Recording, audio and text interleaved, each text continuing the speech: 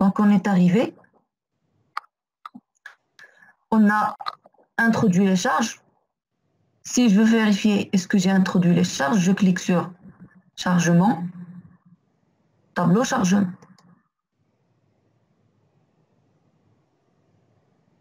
C'est clair, donc ici, on a introduit le poids propre, les charges permanentes de tous les étages et les charges d'exploitation de tous les étages. Maintenant, je ferme, je reviens vers, bien sûr, notre modélisation. L'erreur qu'on a fait, c'est qu'on n'a pas vérifié la structure étape par étape. D'accord? Pour cela, c'est pas grave. Pour cela, on peut vérifier la structure et espérons qu'on n'aura pas des erreurs. Pour les avertissements, c'est pas grave. Les avertissements n'influencent pas le calcul, mais plutôt les erreurs, ils influencent d'une manière très grave les calculs. Donc, pour vérifier notre structure, je clique sur Analyse, vérifier la structure. Ici, il y a des erreurs. Il y a plutôt un seul avertissement, c'est qu'on a un panneau superposé. On a un panneau superposé. Je clique, voilà, ça c'est le panneau superposé. Ça veut dire quoi?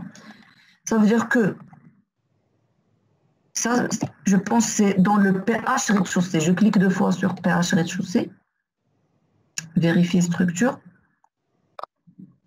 Je clique et je ferme. Ici, il y a une matière, par exemple, dans ce panneau-là, d'accord, qui touche dans la partie, par exemple, de ce panneau-là. Il suffit seulement de les refaire.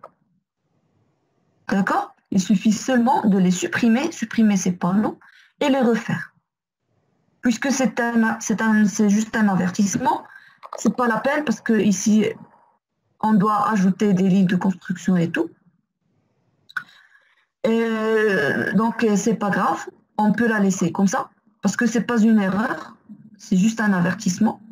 Et donc, on peut la laisser comme ça. Je clique 2 fois sur rez-de-chaussée.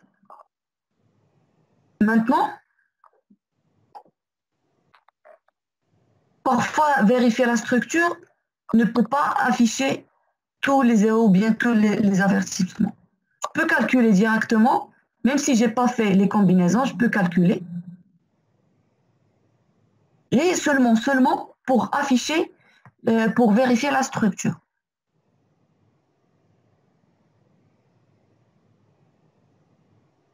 Voilà, donc ici on a un autre d'autres avertissements. Ici, par exemple, pendant superposé, on a dit on doit les refaire. Ici, instabilité type 3 dans la direction RZ. Ici, il y a un nœud.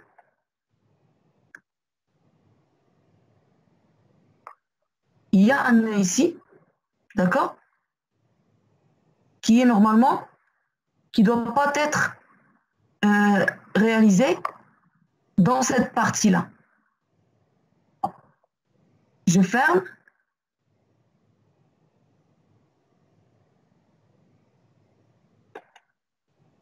Fermé.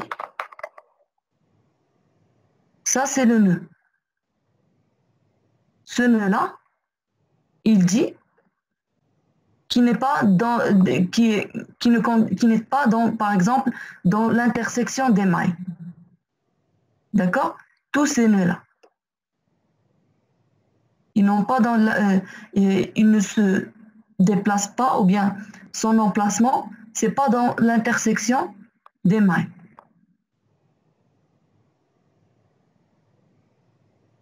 D'accord?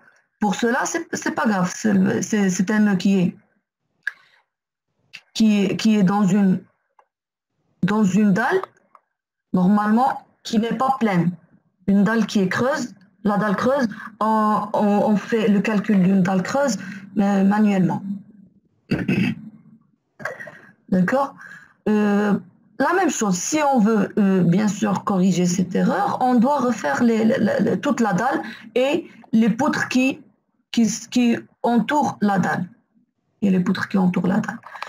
On a dit ici, à chaque fois je clique sur enregistrer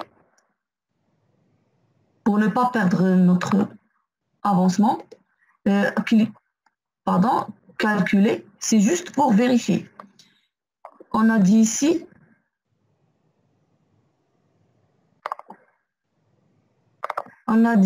l'élément non affecté à aucun étage.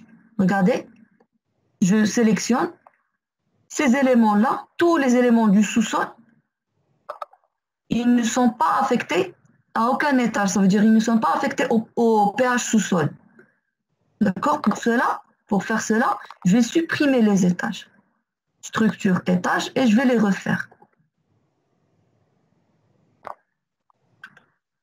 C'est pour cela, je dis toujours qu'on doit vérifier à chaque fois.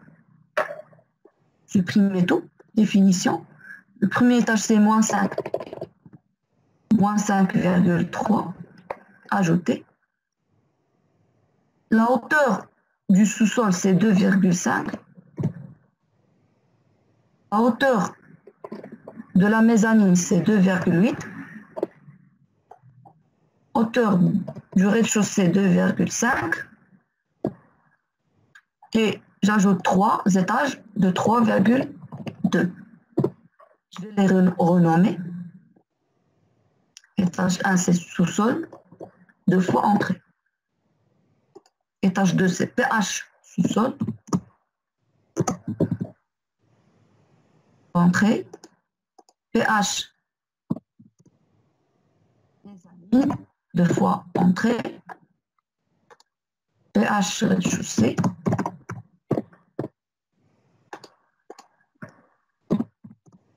Premier étage.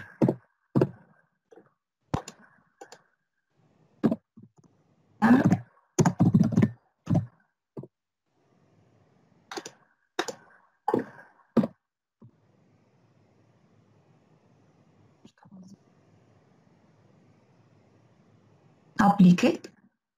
Oui. Et ferme. Ici, dans le gestionnaire des objets, je clique par exemple 2 fois sur pH sous-sol. D'accord? Si je clique sur pH sous-sol, je vais avoir ici les éléments qui sont affectés au pH sous-sol. D'accord? Je clique 2 fois. Et si je calcule, je ne vais pas avoir l'erreur de aucun élément n'est affecté, ou bien les éléments ne sont affectés à aucun étage. D'accord? On n'aura pas cet avertissement. D'accord? Alors, on a dit chargement, tableau de chargement, on a introduit les charges statiques. On a introduit les charges statiques. D'accord?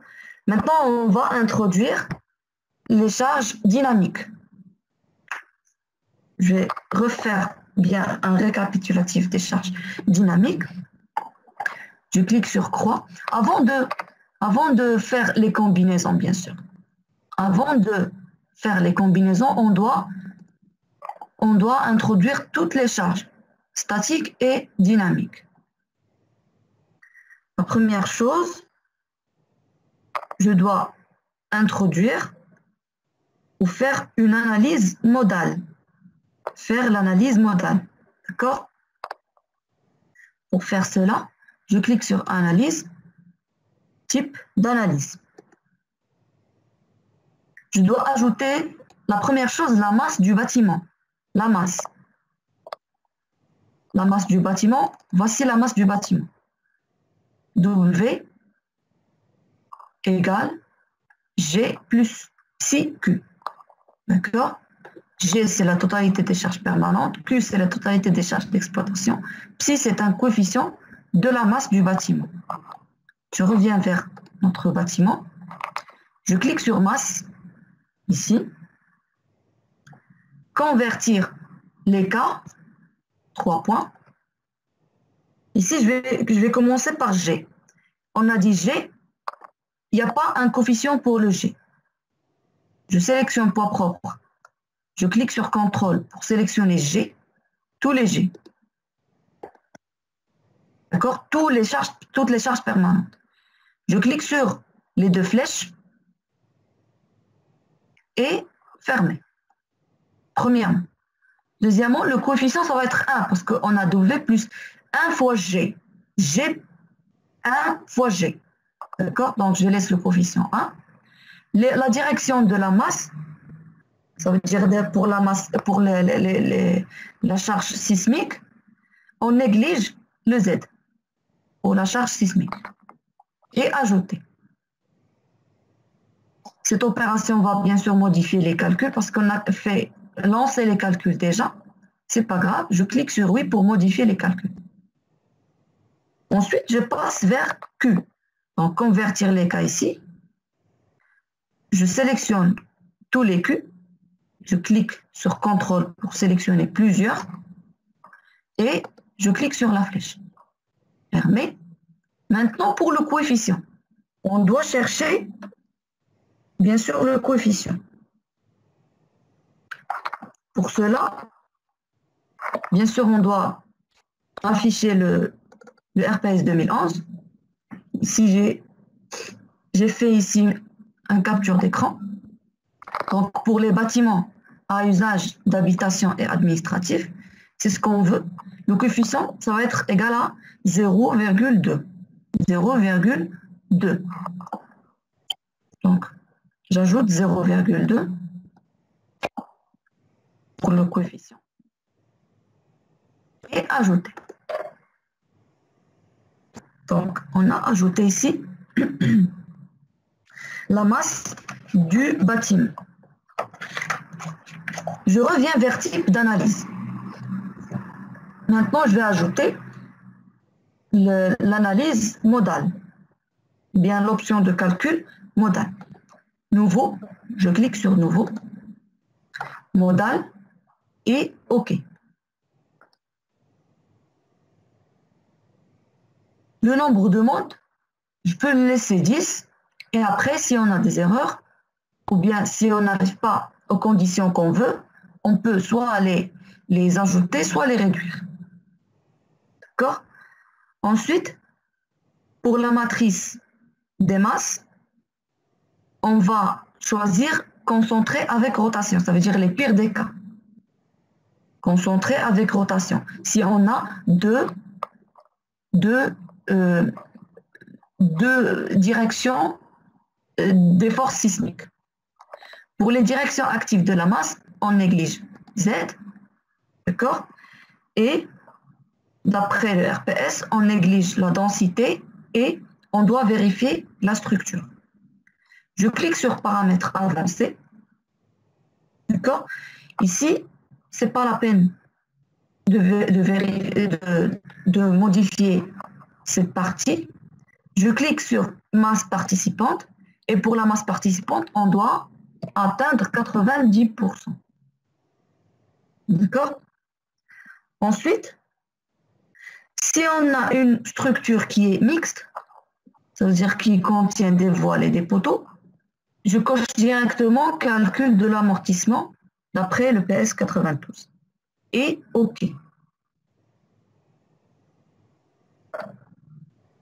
Maintenant, on a ajouté modal. On a ajouté l'analyse modale pour analyser les modes propres. Les modes propres, où on peut trouver les modes propres, on peut les trouver dans la méthode des éléments finis pour le calcul.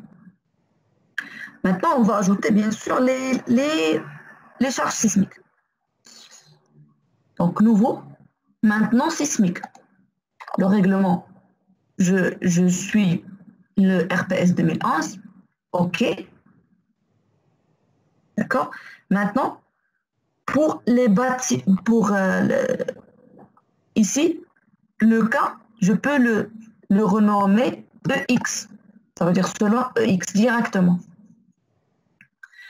Pour la classe de la structure, j'affiche le RPS 2011.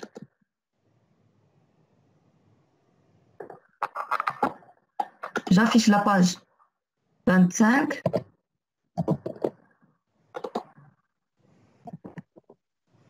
Ici, la classe du bâtiment.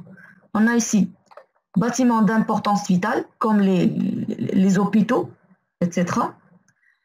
Bâtiments du grand public, les arrondissements publics et les mosquées, etc. Et les bâtiments ordinaires. Donc la classe de notre bâtiment, c'est 3 pour un bâtiment, pour des bâtiments ordinaires. Donc je coche classe 3. D'accord? Pour le site ici, on obtient le site d'après le rapport géotechnique. D'accord? Si on veut savoir les sites exactement, la page 42, ici on a des sites. S1, S2, S3, S4, S5. Ça, c'est selon la nature de notre sol. Et la nature, on peut l'obtenir d'après le rapport géotechnique.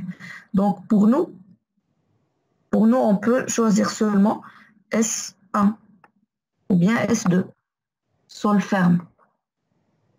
Donc, je peux choisir S2. Ça, c'est seulement un exemple. S2. Voilà, site S2. Ensuite, pour les Z, ZV et ZA, ça c'est selon les zones de notre structure, la zone où se trouve la zone. Normalement, si je veux construire cette structure à Casablanca, je peux laisser les ZV et les ZA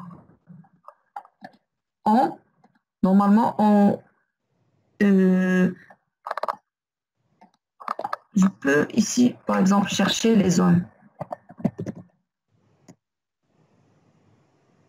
Zones zones critiques, mais plutôt les zones. Normalement, voilà, les zones sismiques en vitesse et en accélération. On doit bien sûr chercher Casablanca.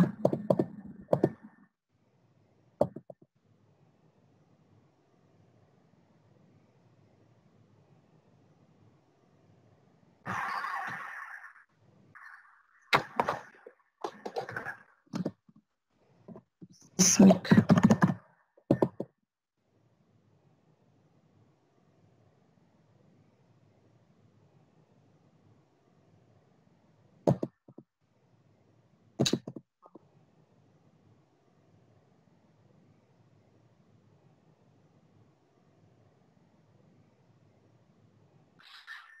Alors ici, il y a des provinces, Drb Sultan,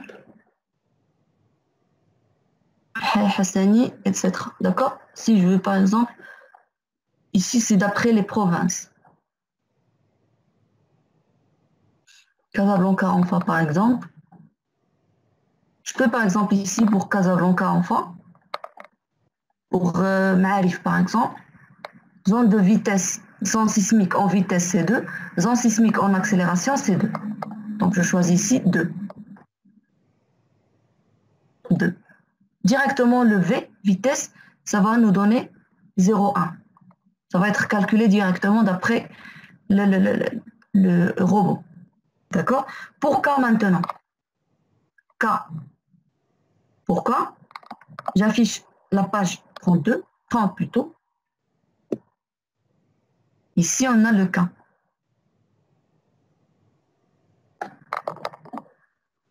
Facteur de comportement K. D'accord? Ah, on doit savoir, la première chose, on doit savoir le MB. Le MD. Donc, j'affiche. Voilà. On a ici classe de bâtiment 3. Le V égale à 0,1. Voilà, ça c'est le V, 0,1. Égale à 0,1. Donc, cette partie, on est dans MD1. Donc, Je choisis voile et portique, ça veut dire voile et poteau avec poutre, avec ND1. K égale à 2. Donc K égale à 2 directement. OK. Ah, pardon, ici pour le cas, c'est charge sismique directement. OK. On ne doit pas, bien sûr, renommer la charge sismique, ce cas-là.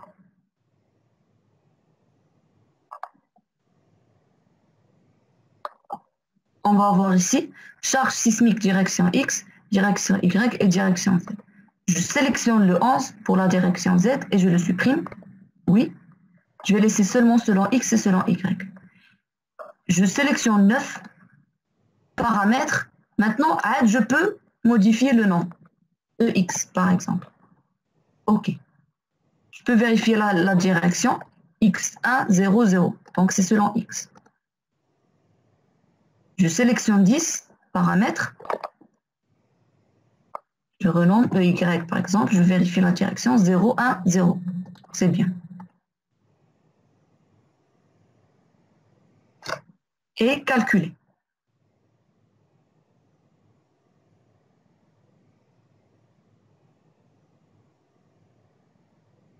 On va lancer les calculs.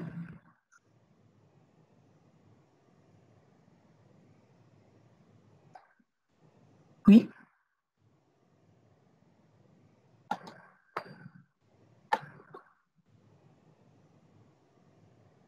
Le robot il va toujours afficher les avertissements.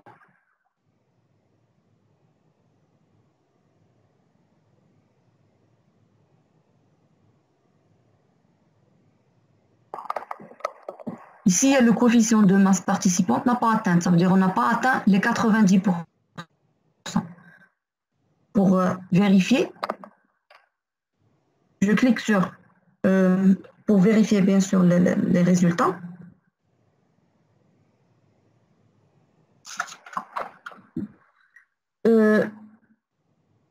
Je clique sur chargement. En fait, les résultats avancés, mode propre. Ici, pour la masse, je choisis bien sûr modal. Pour la masse, elle n'a pas atteint 90%, selon X et selon Y. Il n'a pas atteint les 90%. Pour faire cela, je dois ajouter les modes. De 1 à 10, je dois ajouter d'autres modes. Donc, analyse, type d'analyse. Je clique sur modal, 8 paramètres. Ici, par exemple, j'ajoute 30. OK, oui, et calcul.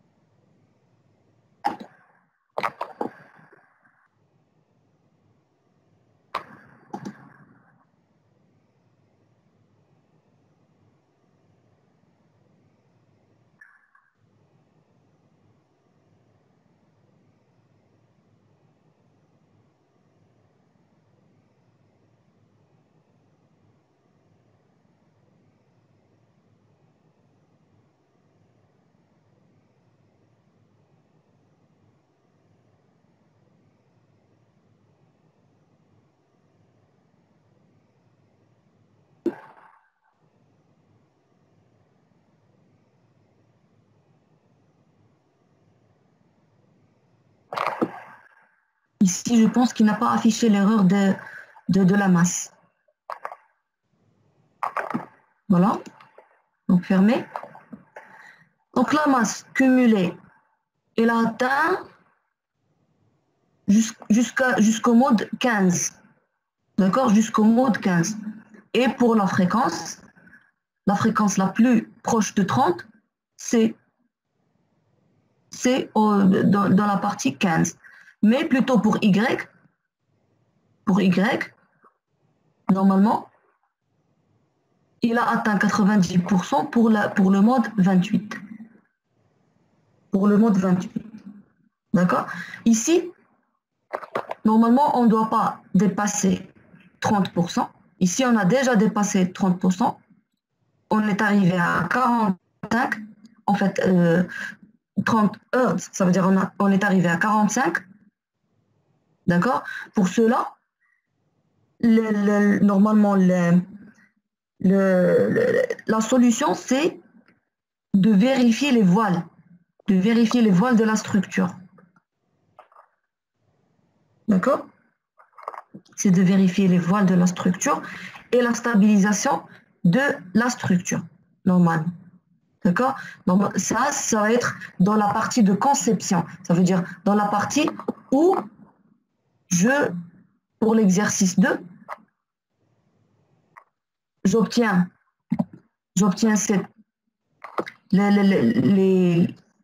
les plans de coffrage. J'obtiens les plans de coffrage d'après quoi? D'après la conception et le prédimensionnement.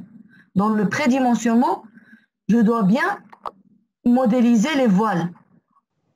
D'accord? Donc, pour cette structure, il y a des petites erreurs pour les voiles. C'est pour cela on est arrivé ici à des résultats. Normalement, j'affiche ici modal, à des résultats qui ont dépassé 30 pour la fréquence. Mais toujours, il n'y a pas un grand problème puisqu'on est arrivé à 90% pour la masse. D'accord? Je continue maintenant. Pour les combinaisons, en fait, mais sur les combinaisons, mais on est ajouté normalement les charges sismiques. On a ajouté les charges sismiques. Maintenant, on peut faire les combinaisons. La dernière fois, on a fait des combinaisons manuelles. Ça veut dire les combinaisons manuelles pour les charges statiques, le poids propre et léger, et les combinaisons manuelles pour les charges sismiques. On a utilisé l'Excel, d'accord, pour ajouter des combinaisons. Maintenant, on va directement faire les combinaisons automatiques. On n'a pas besoin d'ajouter des combinaisons sur Excel, par exemple, et on n'a pas besoin d'ajouter les combinaisons, l'état limite ultime et l'état limite service pour les charges statiques. Donc, le règlement CBAL, combinaison automatique, complète, avancée.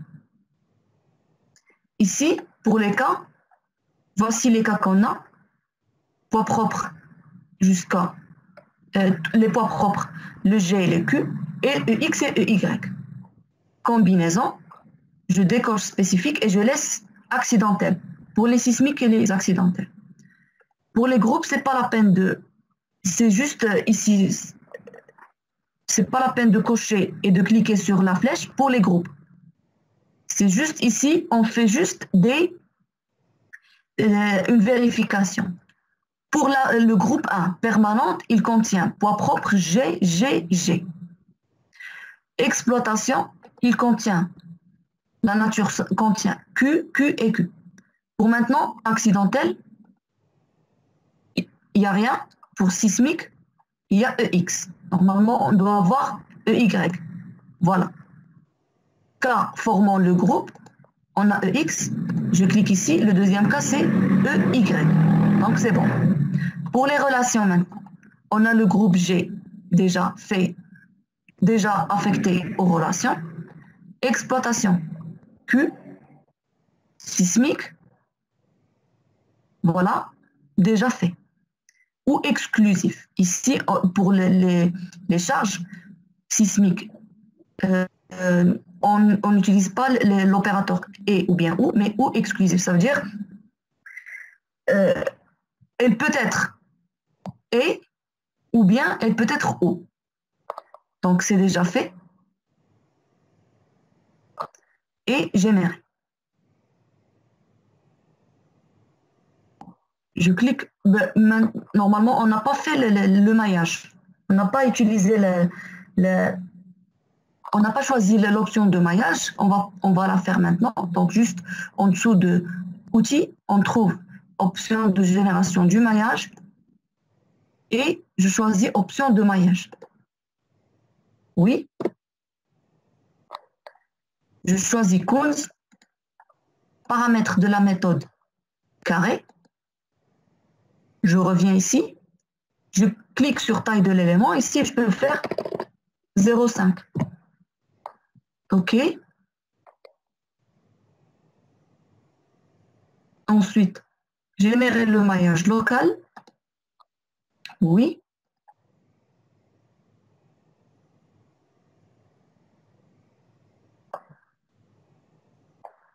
Ici en bas, on attend le chargement.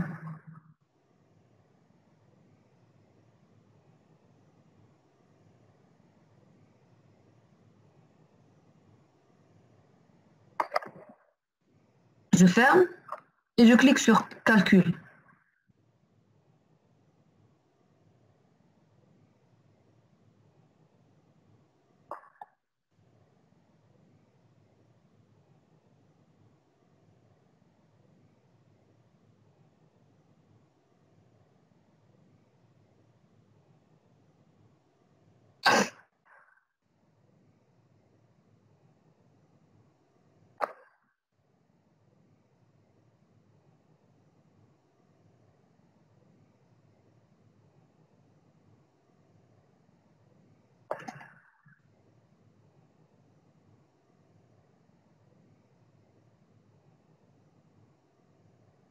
Il prend du temps parce qu'on a ajouté les charges dynamiques et normalement, on a une grande structure.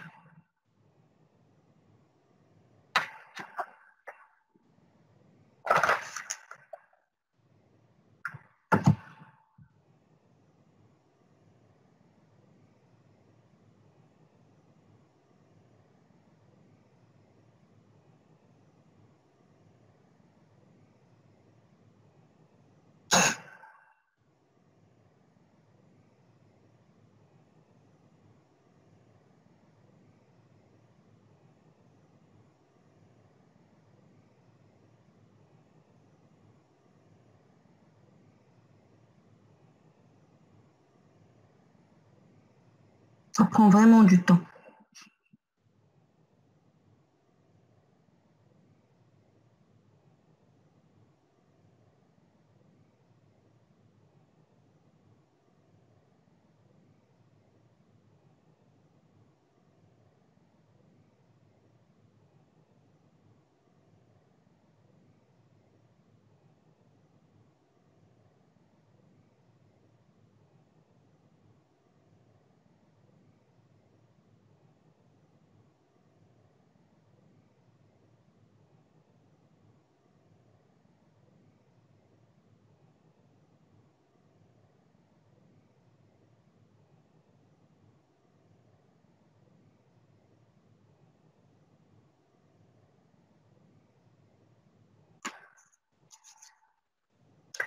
Ensuite, on va vérifier les déformations, les vérifications sismiques, après le RPS 2011.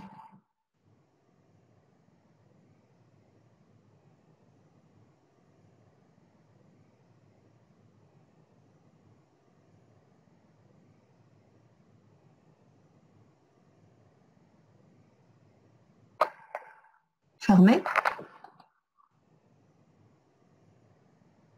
On peut maintenant faire les vérifications. J'affiche le RPS. J'affiche la page pour la vérification des déformations, la page 64. Voilà, vérification des déformations. On doit ici vérifier la déformation de notre bâtiment pour chaque étage. Les déplacements latéraux interétages pour chaque étage. La classe du bâtiment, c'est 3, donc je choisis la deuxième. On a dit ici les séances précédentes. La première, c'est pour les classes du bâtiment 1 et 2. La deuxième, c'est pour les classes des bâtiments 3. Donc, je vérifie cette relation. H, ça veut dire la hauteur de l'étage. Ici, on va commencer par exemple, pH sous-sol. Je clique 2 fois sur pH sous-sol. La hauteur de l'étage, c'est 2,5. Le K, c'est 2. Coefficient de comportement, c'est 2. Voilà. Analyse, type d'analyse. Je clique sur modal paramètres. Là, pardon, je clique sur EX ou bien EY paramètres. Ici, je vais trouver K égale à 2. D'accord? K égale à 2. Et je vais chercher le delta L, ça veut dire le déplacement interétage. Pour faire cela, je clique sur résultat.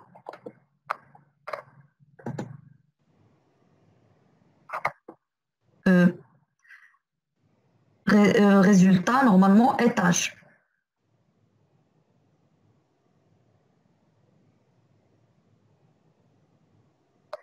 J'affiche ici déplacement.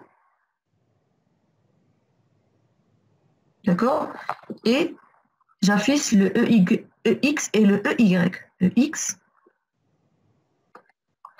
Voilà, ça c'est le EX. Pour chaque étage, on a ici 7 étages. Sous-sol, mezzanine, rez-de-chaussée, premier, deuxième, troisième. Normalement, on a le sous-sol ici, c'est pour le moins 5,3, c'est aucun. Donc, on va ajouter directement, on va travailler directement depuis le 2. Étage 2. D'accord? On a ici pour l'étage 2, UX, c'est 0. UY, c'est 0. C'est bon. Pour l'étage normalement de la mezzanine, on a un déplacement de 0,4 pour UX, de 0,4. Ici, je peux avoir ici un 0,4. 0,4 fois quoi? Fois 2. C'est 0,08. Premièrement, 0,4 fois 2, c'est 0,8. Ça, c'est en centimètres, ça veut dire ici 0,4 fois 2, c'est 0,8. 0,01 fois 2,5 fois 100. 2,5, c'est en mètres, ça veut dire 250. Donc, j'affiche la calculatrice.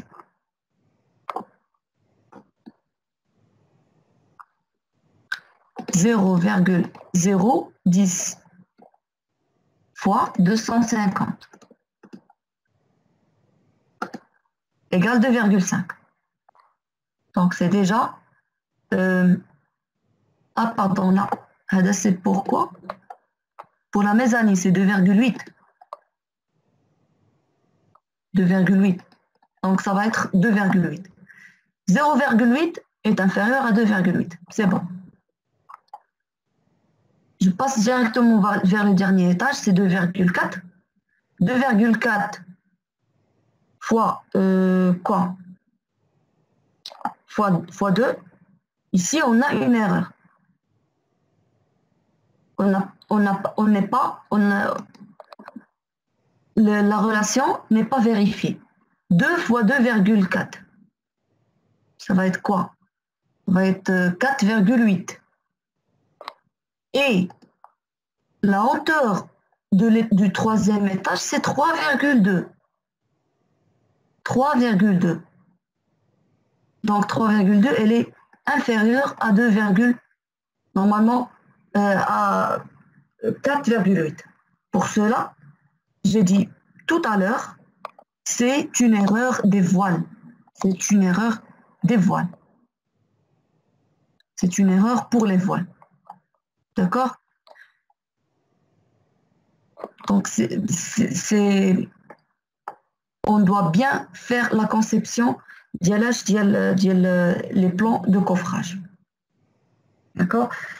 C'est bon, c'est pas la peine de continuer les vérifications. On sait comment on fait les vérifications.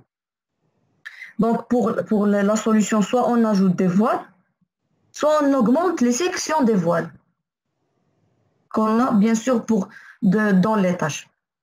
Qu'on a dans l'étage. Je vais entamer directement le ferraillage d'une dalle. Je vais choisir ici une dalle pleine, bien sûr. Si je veux masquer le maillage, en bas, je trouve modèle de calcul. Je clique pour masquer le maillage. Ici, je dois bien sûr choisir une dalle pleine. Pourquoi? Parce que les dalles creuses sont déjà calculées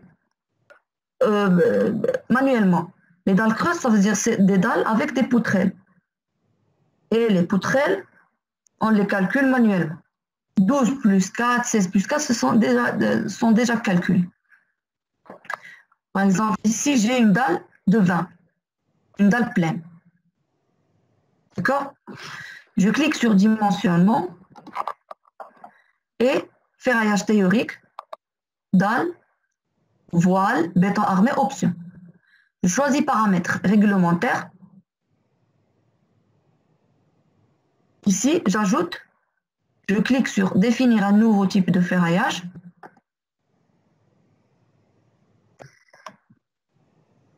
Le nom, je vais le nommer dalle 20. Ou là, dalle en général. Dalle. Le calcul du ferraillage, ça va être avec flexion et avec compression. Pour la direction du ferraillage, je vais la laisser automatique. Le matériau maintenant. Je décoche dito le modèle de la structure, le nom béton 25, et c'est bon.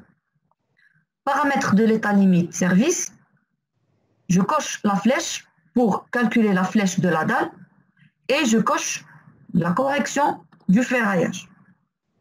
D'accord? Pour la flèche admissible ici, on a 3 cm. Pour la flèche admissible. On va la laisser comme ça. Ensuite, la fissuration.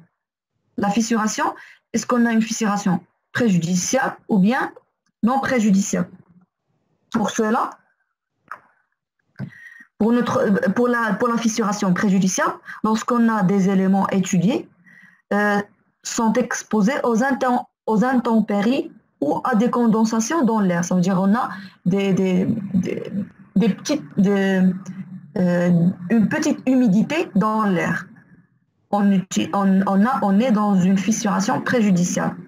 Pour les fissurations très préjudiciables, lorsqu'on est dans un milieu agressif, par exemple, ou bien dans un milieu où il y a de la neige. Et pour les fissurations peu préjudiciables, on n'a pas ces conditions-là. On va laisser une fissuration peu préjudiciable ou bien non préjudiciable. Pour le ferraillage, on va le laisser automatique. On ne va rien toucher et je clique sur ajouter, puis fermer. Voici dalle. Puisqu'on a déjà sélectionné cette dalle, je clique directement sur appliquer. Voilà, fermer. Je resélectionne la dalle. Ici, je veux savoir le numéro de la dalle. Si je sélectionne la dalle, ici dans les paramètres, je vais avoir nom, plancher 364. D'accord? Pour le projet que je vais vous donner, il y a une question, je vais vous poser la question que sélectionner une dalle et donner le numéro de la dalle. Voici le numéro de la dalle. Le nom, plancher 364. D'accord? Ensuite, dimensionnement, ferraillage réel, béton armé.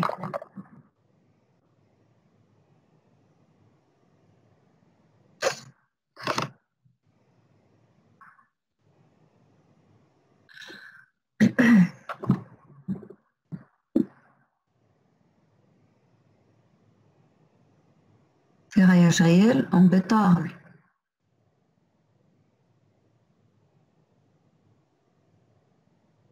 Fermé. Voilà, ça c'est notre dalle. On fait bien sûr les paramètres nécessaires. Donc, option de calcul. Je fais des paramètres pour option de calcul, pour paramètres de l'étage et aussi pour la disposition du ferraillage. Les paramètres que je vais faire maintenant, ce sont des choix. Et ça va dépendre au projet et au cahier de charge.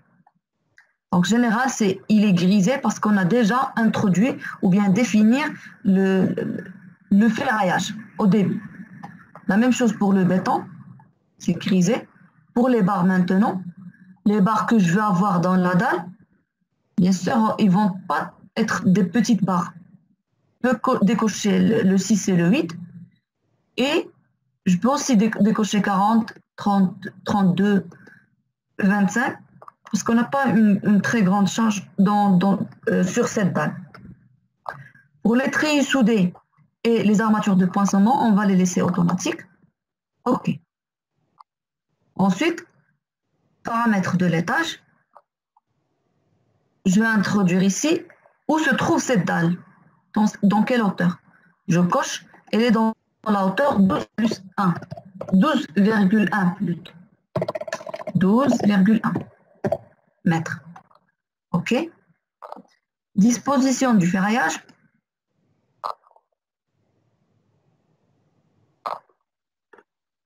On va choisir des barres pour le ferraillage. Ce sont des barres. Le ferraillage, bien sûr, par dalle. D'accord. Pour les barres maintenant, ici pour l'espacement des barres selon X et selon Y. Pour le maximum, je peux laisser 25. Pour le minimum, je peux laisser par exemple 15 cm. La même chose pour Y. Les treillis soudés, ça va être automatique. Secondaire, la même chose. La forme de la dalle, on va la laisser horizontale et OK. Maintenant, je peux calculer et générer les dessins pour les éléments.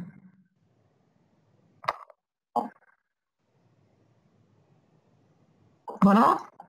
Voici les plans de ferraillage de notre dalle. Ici, on a une dalle de 4,42. Ça, c'est la grande portée. La petite portée, c'est 1,45. 4,42, on doit se souvenir de cette longueur pour vérifier la flèche. 4,42, ça veut dire la grande portée de la dalle. 4,42. Ça, c'est le plan de coffrage, plan de ferraillage inférieur, plan de ferraillage supérieur et voici les éléments des armatures avec leur longueur et leur forme. Je reviens ici vers armature. Maintenant, je vérifie la flèche. Pour vérifier la flèche ici, selon le BAL,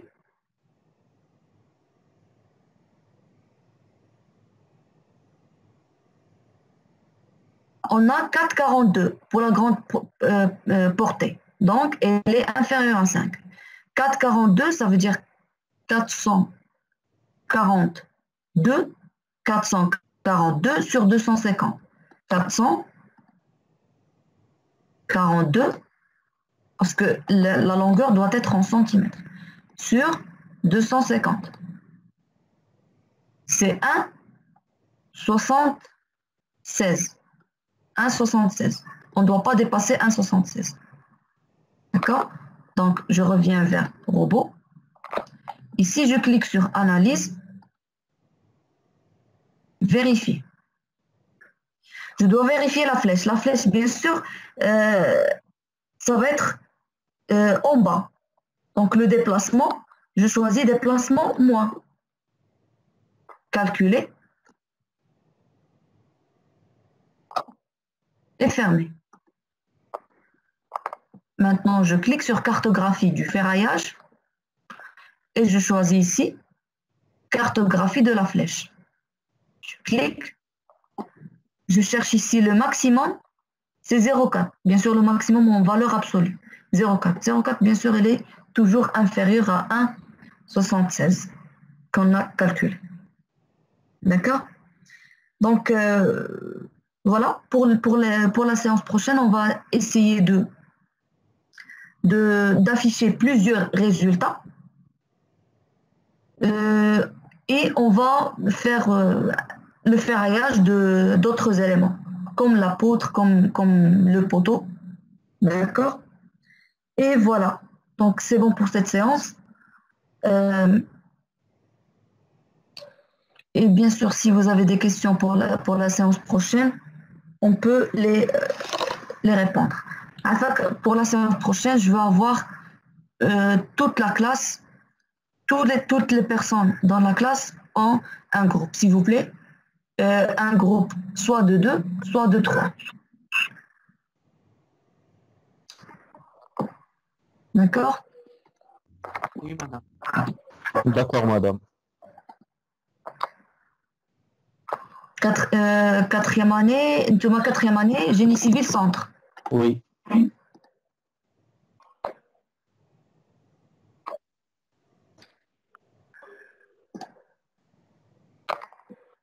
D'accord? C'est bon, vous pouvez arrêter l'enregistrement afin que nous